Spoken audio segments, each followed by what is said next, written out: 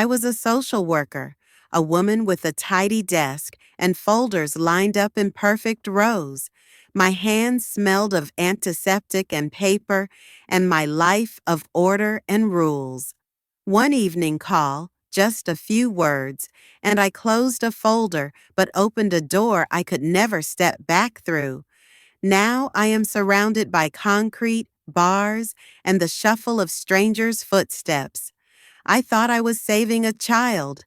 Now I am learning to live with the question, where does help end and crime begin? If this story resonated with your soul, click subscribe and let me know in the comments which city or country you're listening from. I'm truly curious to know where you're tuning in from. My name is Karen Blaine. I was 42 years old, and I followed rules like others followed religion.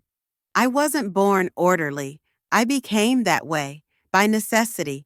I was a social worker in child protective services, and in my line of work, chaos was the default. You either built walls high enough to keep it out, or you let it seep into your bones until you couldn't sleep without the echo of screaming behind your eyes. My world was built on forms, deadlines, protocols. I believed in filing cabinets, in laminated ID cards, in double-checked safety plans. My days began early, always with the same bitter coffee and quiet dressing in front of the bathroom mirror. The clothes were neutral, layers that spoke of professionalism, not warmth. I'd pull my hair back into the same tight bun, apply foundation that concealed fatigue better than any rest ever could, and leave the apartment before the sun touched the windowsill. There was no time to hesitate. In my line of work, hesitating could mean a child vanished between check-ins. I lived alone in a one-bedroom apartment in Harrisburg, Pennsylvania. The carpet was beige, the walls were beige, the furniture was practical. I had a cat once, but he ran away during a thunderstorm and never came back. I never replaced him. I told myself I was too busy. I told myself the job was too unpredictable. I told myself a lot of things. I never married. There had been a man once when I was 30. He taught high school math and liked reading biographies. We made it almost 2 years before he said I cared more about other people's children than I did about a life with him. He wasn't wrong.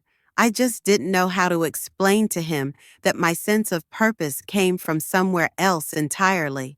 Some people built families. I tried to stop them from being destroyed. My office sat on the fourth floor of a weary government building, stained with decades of spilled coffee and bureaucracy. The elevator worked when it felt like it. The break room always smelled like burnt popcorn.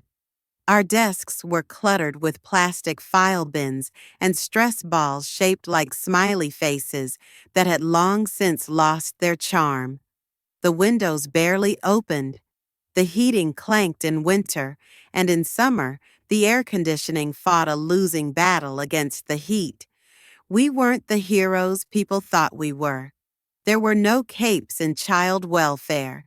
There were only long hours, impossible choices, and the weight of stories you weren't allowed to tell anyone, not even yourself. I carried a black leather binder everywhere I went. Inside it were the names of children whose eyes I would never forget. Toddlers with burns, infants left in cold apartments while their parents nodded off on the couch, teens who flinched at sudden movements. I recorded it all in perfect penmanship. Always blue ink, always the right margins, always the facts, never the feelings. My supervisor once called me reliable to a fault. I took it as a compliment. I never missed deadlines. I never lost a file. I never shouted in meetings, even when the budget cuts meant we had to prioritize which families were most at risk, like we were rationing life jackets on a sinking ship. I told myself the system was broken, but I wasn't. that if I just kept doing my part, one more child might stay alive long enough to get out. I didn't cry in my car like the others. I didn't punch the dashboard when another judge sent a child back to the very house we'd pulled them from. I was calm, controlled, efficient. That was how I survived. And then I met Micah, but I won't talk about him yet, because at that point in time, I was still the woman who believed in procedures. I still thought the line between right and wrong was a line you could see, that it was enough to care within the boundaries of your job description. Looking back, I wonder if I'd already begun to unravel, quietly, invisibly, before I even realized it myself. Maybe it wasn't a single moment that undid me. Maybe it was the slow accumulation of things I couldn't change, the homes I walked into with rotting floors, the mothers with black eyes who said they were just clumsy, the children who looked at me with a kind of hope that felt like a knife between the ribs. I had dreams sometimes, silent ones, of disappearing, of buying a cabin in the woods where no one needed saving, of watching the seasons pass without hearing a single emergency alert. But then the phone would ring, another report, another child, and I would go, because that was who I was, a woman of rules, a woman of routines, a woman who knew how to be useful even when it hurt. If someone had asked me then whether I would ever break the law for a child, I would have said no, without hesitation, not because I didn't care, but because I believed in the system, because I believed that justice, however flawed, still functioned if you fought hard enough. I didn't know yet that there are cracks so wide a child can fall through them and vanish completely. And I didn't know that sometimes the person you become while trying to save someone is unrecognizable from the person you used to be. That knowledge came later, much later. For now, I was still Karen Blaine, and I was still trying to believe the rules would be enough. They assigned me to case 14793B in early October, the kind of number that meant nothing at first. Just digits on a page, another manila folder in a stack that tilted precariously at the edge of my desk. I didn't flinch anymore when I opened these files. I'd trained myself to breathe evenly, to see statistics first, birth dates, addresses, incident reports, before letting the humanity leak in. It was safer that way. The report came in from an ER nurse. 5-year-old boy. Bruises on his arms. Malnourished. Third visit in 2 months. Parents blamed rough play and picky eating. The usual script. The nurse had written something at the bottom of the form in quick, jagged handwriting. This one doesn't talk, just stares.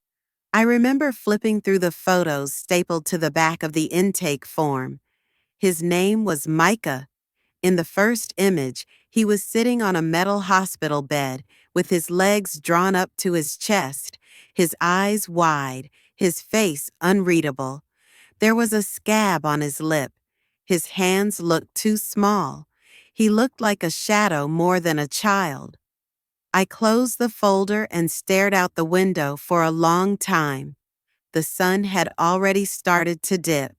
It hit the glass at an angle that cast everything in amber and ash. I sat there until my office phone rang. Then I gathered my binder, my bag, and case near 14793B. I didn't know it yet, but that would be the last case I'd ever handle by the book. The house was on the far edge of town, down a dirt road with 2 broken mailboxes leaning against each other like drunks. A rusted swing set sat crooked in the yard. I stepped over a bicycle missing its front wheel. The screen door was torn.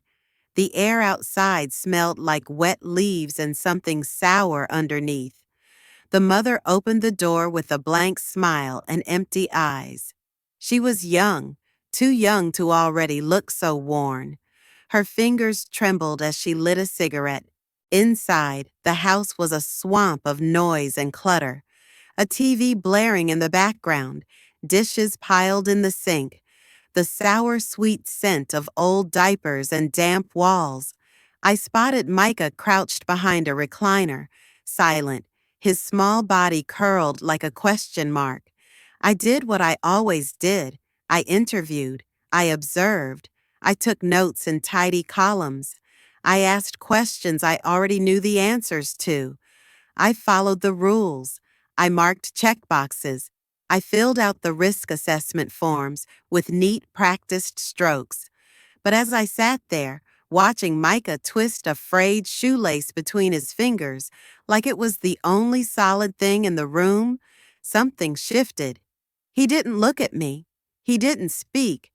But his presence filled every corner of the space. He wasn't a case. He wasn't a folder. He was a child. The drive back to the office was quiet, but my mind wasn't. I ran through every policy, every next step, every regulation. We would open a file, schedule follow-ups, request medical records, alert the school, recommend parenting classes, monitor, document, repeat. It was what we always did.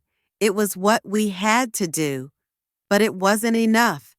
That night, I sat on the floor of my apartment, surrounded by old files, old memories. I tried to tell myself this case was no different, that Micah was no different. But he was. He was too quiet, too still, like he'd already disappeared on the inside. I couldn't stop picturing his eyes, the absence in them. In the days that followed, I visited again, and again. Each time the house was worse. Mold on the walls, bottles on the counter, Micah thinner, quieter, his skin dull like paper.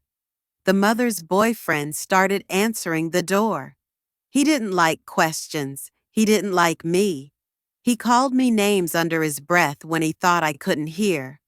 I logged everything. I filed reports. I waited for the system to move, but the system didn't move. It stalled, like it always did when cases were low priority. There were no broken bones, no immediate danger. Just bruises, just silence, just one little boy slowly fading in a world that wouldn't call it abuse until it was too late. One afternoon, Micah handed me a drawing, a single stick figure with a red circle where the mouth should be. No eyes, just the outline of a house drawn in heavy black crayon and a small figure standing outside in the rain. I still have that drawing, folded into fourths, the creases worn thin from being opened and refolded. I knew then. I knew what I was starting to feel, and I knew it was dangerous. Not just dangerous to my job, but dangerous to the structure that held me upright. I was supposed to be impartial, objective, professional, but Micah's face had burrowed into the place where I kept my discipline. He wasn't a number anymore. He was a child who looked like no one had ever told him the world could be different, and I was the woman who might be the only one left to do something about it. It began on a night without stars. The air was heavy and wet, pressing against my skin like a warning. I had spent the day in court, arguing for a child's removal in a different case, and lost as usual. I came home, set my bag down, and sat on the floor with my back against the couch. The apartment felt smaller than it ever had. I kept seeing Micah's drawing in my mind, the black crayon lines pressed so hard they almost tore the paper. I told myself to breathe, to let it go, to trust the system one more time, but my body wouldn't listen. I sat there until my knees went numb. The call came at 9:43 p.m., a neighbor reporting shouting from the house, possible domestic disturbance. I wasn't even on call that night, but the dispatcher recognized my number and told me anyway. I could have ignored it. I should have. But I didn't. I was already standing before she hung up. My coat was on, my keys in my hand. My heart hammered in my throat like something trying to escape. The drive to the edge of town felt longer than usual. The streetlights flickered and blurred through the windshield. My hands clenched the steering wheel so tightly my knuckles whitened. I told myself I was just going to check, just going to make sure he was okay, just going to be what the file said I was, a mandated reporter, a neutral observer. But under that script, a different thought pulsed. Not one more night. Not one more bruise. Not one more weight. The house was dark except for a single light in the kitchen. The door was ajar. I stood there a moment listening. The television muttered from another room. A low voice, angry, slurred. The sound of something breaking. I stepped inside. The smell hit me first. Beer, sweat, mold. Micah was sitting on the floor in the hallway, knees pulled to his chest, eyes fixed on a patch of linoleum, his arms wrapped tight around his body as if he could disappear inside them. I crouched down. My hands trembled. I whispered his name. He didn't move. A shadow passed in the kitchen doorway, a man's voice cursing. My training said to retreat, to call the police, to wait. My body didn't move. It was like the room had collapsed into a tunnel with only one way out. I took his hand. His fingers were cold and limp, but he didn't resist. He looked up at me then, for the first time, and there was no sound in the world but his eyes meeting mine. Something inside me broke open. It wasn't rage. It wasn't fear. It was clarity, sharp as glass. The rules were not going to save him. They never had. I stood, pulling him up with me. My voice was steady, though my heart felt like it would burst. We walked toward the door as the man shouted again, louder now, footsteps approaching. I didn't turn around. My body moved faster than my mind. Out the door, down the steps, into the car, the night swallowing us whole. I strapped him into the passenger seat with hands that felt disconnected from the rest of me. The engine roared. My breath came shallow.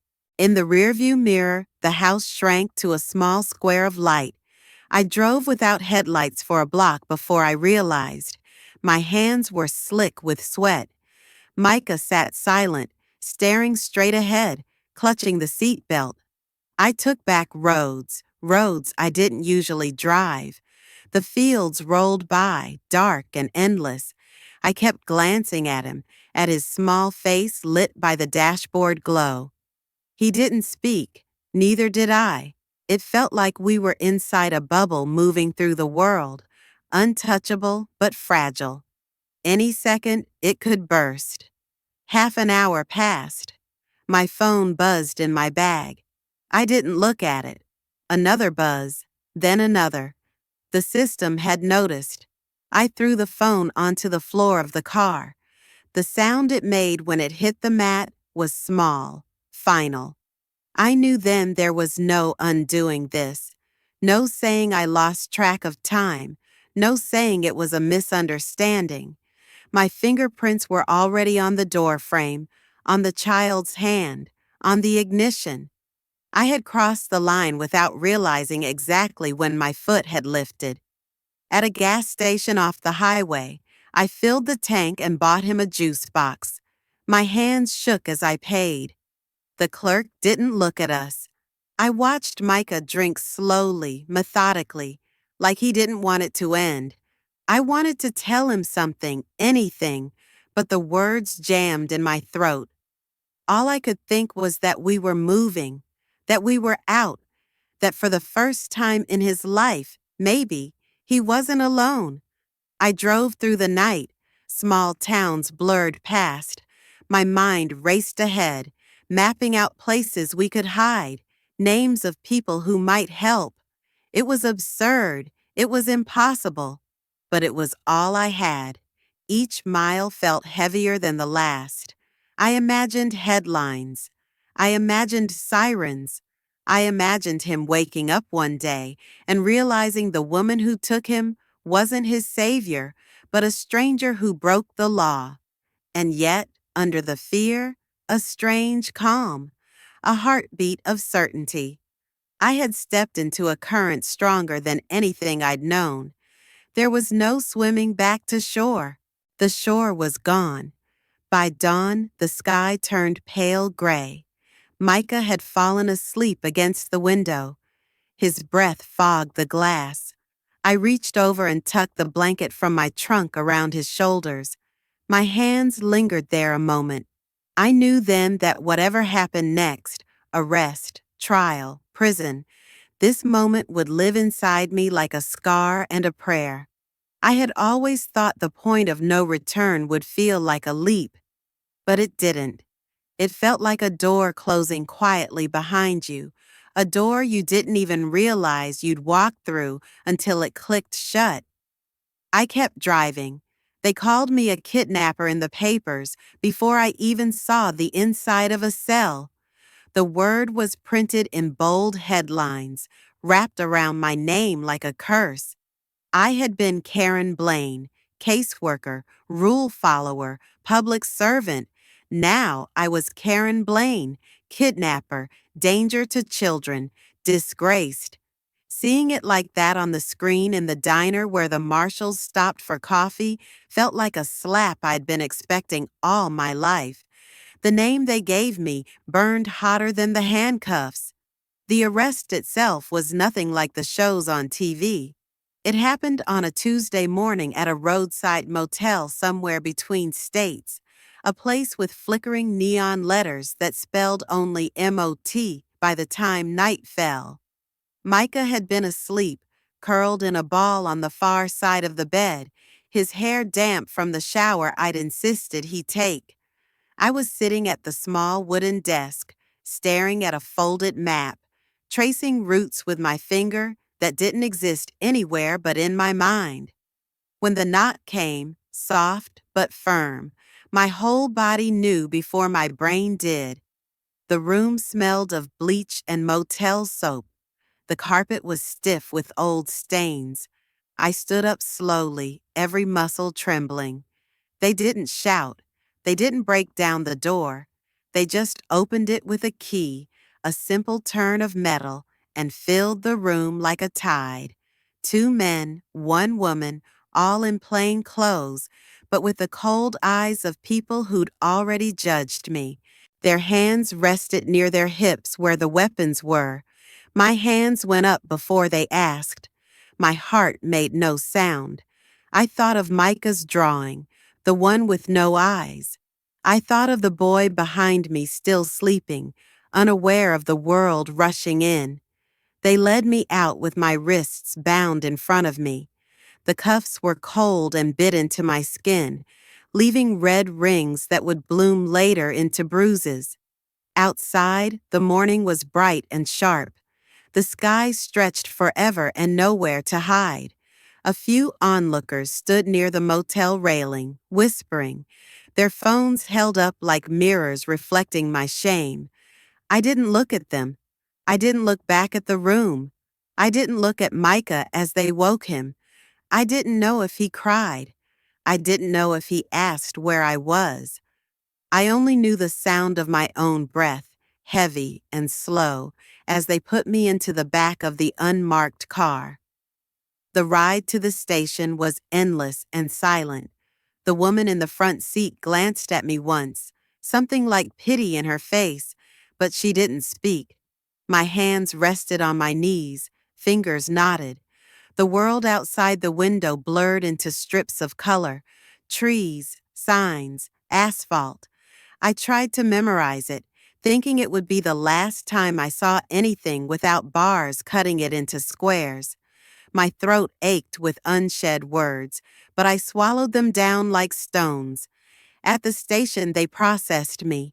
ink on my fingertips, flashes of light as the camera caught my face from every angle. They took my clothes and gave me a gray jumpsuit. They cataloged my belongings, the notebook, the wallet, the photo ID, now a joke. I stood on the cold tile while another woman patted me down. She smelled of lavender lotion. She didn't meet my eyes. I wanted to tell her I wasn't a monster. I wanted to tell her I'd only tried to save a child. But the words felt small and self-serving in the sterile air. Then the holding cell, concrete bench, metal toilet, a faint hum of a flickering fluorescent light above, my name on a clipboard outside the bars, my heart somewhere far away. I sat down and pressed my palms to my knees until they stopped shaking.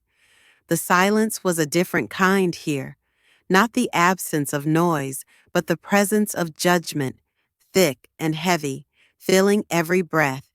They questioned me for hours. Different faces, same questions. Why did you take him? Did you plan it? Who helped you?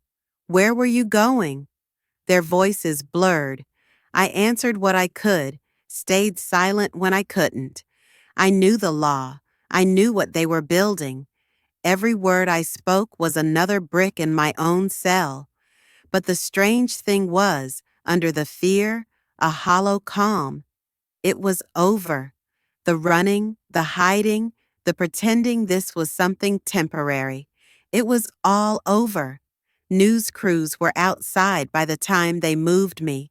Flashes of cameras through the tinted windows of the van. Reporters shouting my name, calling me kidnapper, rogue social worker, vigilante. The words bounced off the metal walls and back into my skull. I didn't flinch. I didn't cry. My face felt like stone. The van smelled of steel and stale air.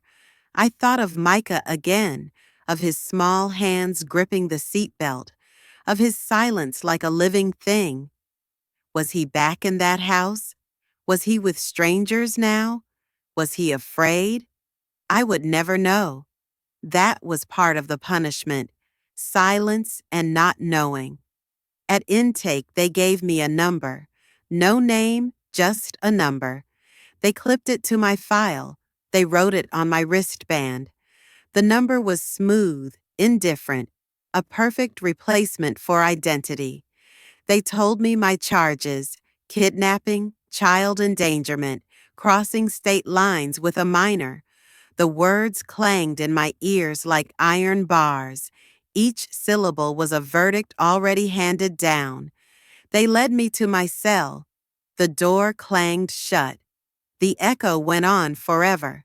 Inside, the walls were pale and rough. The cot was a thin pad over steel. A single blanket folded at the foot. A toilet bolted to the corner. The smell of bleach and something older underneath. I sat on the cot and placed my hands flat on my thighs, staring at the floor until the gray swam into shapes. I thought about the system I had believed in for so long, how it had swallowed children and spit out paperwork. I thought about the rules I had followed like prayer beads. I thought about the moment I had crossed from one side to the other, and how it hadn't felt like a leap, but like a slow drowning. In the weeks that followed, they moved me to the main block. I became another face in the crowd, another jumpsuit, another story whispered about in the cafeteria. Some women stared. Some nodded in silent recognition. A few spoke to me, their eyes sharp with curiosity or kindness I didn't deserve. They called me the kidnapper before they learned my name. It stuck. It echoed off the concrete as I walked past.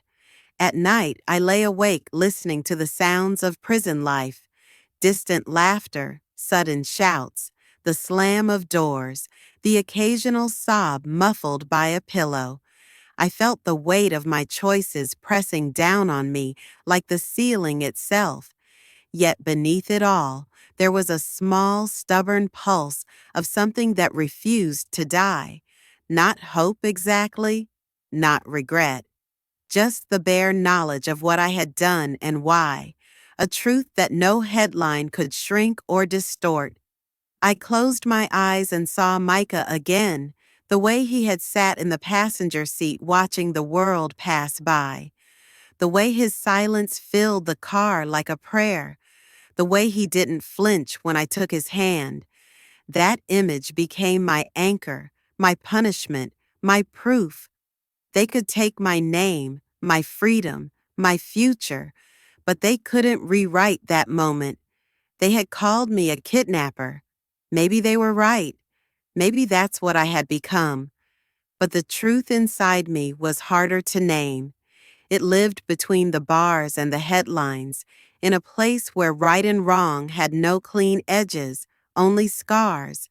The first thing I noticed after the cell door closed behind me wasn't the cold or the echo or even the stairs. It was the absence of something I hadn't realized I relied on: belief. In the courtroom, there had still been shadows of it, small flickers of doubt, sympathetic glances, the possibility that someone out there thought I had meant well. But once the bars shut, that flicker died. I was no longer a woman who tried to help. I was a criminal with a file number and a crime that made people look away. The news called me the kidnapper in scrubs. The headlines dripped with outrage. Social worker steals child. Justice fails again. They never printed the details, of course. Not the smell of mold in the boys' room. Not the bruises shaped like rage. Not the years I'd spent watching the system tick like a clock without hands, marking time but going nowhere. Prison was quieter than I expected. The noise was constant, doors slamming, metal clinking, guards shouting, but it was a background hum, like a broken radio you eventually forget is on. The real silence was inside. It was the absence of explanation, of vindication, of someone saying, "We understand." No one wanted to understand.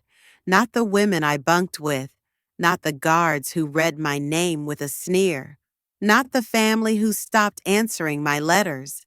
My first few weeks blurred together. I counted the cracks in the ceiling. I memorized the order of lights turning on and off.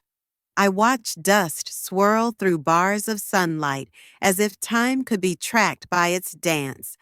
I didn't cry. I didn't rage. I sat very still and very quiet and tried to become invisible. But invisibility didn't work. Not for women like me, women who had once held authority, women whose crimes involved children. I became a symbol of something people wanted to punish. They transferred me after a month, after a cellmate told me she'd make me disappear in the laundry room. No one looked surprised. No one offered comfort, just signatures on paper, new clothes, new walls. This time, I kept my back to the corner when I slept. I learned not to eat anything I hadn't seen prepared. I learned to keep my eyes low, my voice lower. There were moments, though, strange, quiet moments that cracked through the concrete of that place. A guard who once whispered, "Was it true?" and didn't wait for an answer. A woman who passed me a folded drawing her daughter had sent, crayon flowers and a smiling stick figure that reminded me too much of Micah. Even a morning when I woke before the lights and heard birdsong through the vent. For a second, I almost believed I was somewhere else, somewhere safe. I wrote to him every week. Micah. I didn't expect the letters to reach him. I didn't even expect them to be read. But I wrote anyway. I told him about the way the sunlight looked at noon through the high windows. I told him about a book I read, one I thought he might like. I never mentioned the day I took him. I never asked for forgiveness. I just wrote. as if each letter was a thread tying me to something that hadn't completely shattered. They offered me therapy, not kindness, therapy, a bureaucratic checkbox with a worn-out counselor and a plastic chair. But I went. I sat through the sessions. I spoke when I could. I told the truth. I didn't say I was sorry because I didn't know who to say it to. The boy, his family, the law, myself. I didn't know if sorry was a word that could live in a place like this. One day, during group session, a woman said she was in for revenge. She'd set fire to the house of a man who'd hurt her sister. She said the fire hadn't given her peace. It had just given her ashes. I thought about that for a long time, about the difference between justice and damage, about what you become when you cross lines you swore you never would. I didn't regret saving Micah. That was the part that haunted me the most. I didn't regret it, not even when they called me a monster, not even when I stood in a courtroom and said, I did it. What I regretted was that I'd lived in a world where that choice had felt like the only one left, a world that closed doors faster than it opened them, especially for the small and the powerless. I began to change in ways I didn't expect. I stopped waiting for someone to come tell me I'd been right. I stopped needing to be seen as good. I let go of the idea that suffering could be weighed and balanced, that time served could wash away what had been done. I started reading again, philosophy mostly, books about ethics, justice, consequence. I underlined passages until the ink bled through. One line stayed with me. To act justly in an unjust world is not absolution. It is resistance.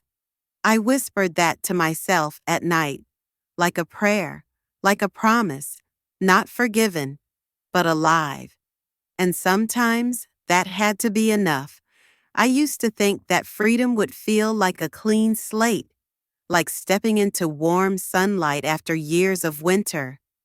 I imagined that the day the prison gates opened, some invisible weight would lift, that I would breathe in air not filtered through concrete and wire and feel whole again. But when the day finally came and the gates did open, I walked out with my head down and my hands clenched. The sky was too open. The sounds were too sharp. Freedom did not feel like flight. It felt like falling. They handed me a trash bag with my clothes, my keys, and a phone that hadn't buzzed in years. My body didn't remember how to wear jeans. I felt like an actor in someone else's skin, playing a part I no longer knew how to inhabit. No one was waiting. No arms opened for me. I stood alone on the sidewalk, blinking against the sun, not knowing which way to walk. There was a bus station 2 blocks away, and I walked there like I was still under surveillance, like a camera was watching every step I took. I had nowhere to go, not really. The halfway house was just a box with rules and curfews, a place to sleep where no one asked your name but memorized your file. The other women barely looked at me, each one cradling her own scar tissue. The silence wasn't hostile, just heavy. I was used to heavy. I folded my clothes neatly on the narrow bed and stared at the ceiling for hours, waiting for something inside me to click back into place. But nothing did. The hardest part wasn't the rules. It wasn't the job interviews that ended as soon as they saw felony on my record, or the frozen dinners, or the fluorescent lights that buzzed all night long. The hardest part was pretending I was still a person worth seeing. I would sit in coffee shops just to feel normal, surrounded by the smell of ground beans and the clatter of cups. But people's eyes slid past me like I was fogged glass. I had become the kind of woman you looked through. I sent 3 letters to his new foster family. No response. I told myself it was better this way, that he was safe now. happy even. Maybe he didn't remember me. Maybe he only remembered being cold or afraid or whispered to in the dark by a stranger who said she'd keep him safe and then disappeared into the belly of the system. I had no right to be in his life. I'd broken the law. I'd crossed every line meant to protect him. But the nights were long and loud, and in the quietest hours I still whispered his name into the dark, just to hear it echo back from somewhere inside me. I tried therapy. I sat on a couch and talked about moral injury, about ethical collapse. The words sounded too clean. I didn't have the language for what it felt like to watch a child slip through the cracks, to know you were the last chance and still fail. I couldn't explain the way his eyes haunted me, or how I still woke up with the phantom smell of mildew and rot in my nostrils, the scent of the place he used to call home. I didn't have words for how it felt to become what you feared, an abductor, a criminal, just to stop someone else's nightmare from becoming permanent. Freedom didn't come with peace. It came with a mirror I couldn't avoid. I had to look at myself every day and decide not to flinch. I had to carry the weight of what I'd done and still choose to move forward. There were days I wanted to disappear, to dissolve into some quiet corner of the world where no one asked questions and I didn't have to answer them. But then I'd pass a playground, hear the laughter of children, and remind myself why I did it. Not to be a hero, not to be remembered, but because I couldn't watch one more child get swallowed whole. People say redemption is earned, that it's something you work for, something you build out of broken pieces and second chances. I don't know if I believe that. I think redemption is quieter. It's choosing every single day not to let the worst thing you've done be the only thing you are. It's planting something small, kindness, truth, patience, in the dirt of your ruin and hoping it grows. I got a job shelving books in the basement of the public library. It's not glamorous, but I like the quiet. I like the weight of stories in my hands, the way paper holds memory. No one there knows what I did. No one asks. I work in the shadows, and for now, that's enough. I'm not trying to start over. I'm trying to live with what I can't undo. I still carry his picture. It's worn and soft at the edges. I don't pray, but sometimes I hold it in my hands like a talisman and whisper the only words that matter now. Be safe. Be free. Because freedom isn't a gift. It's a question. And I ask it every day. What will I do with this second life? What will I build with these trembling hands? And the answer, always, is the same. Something better,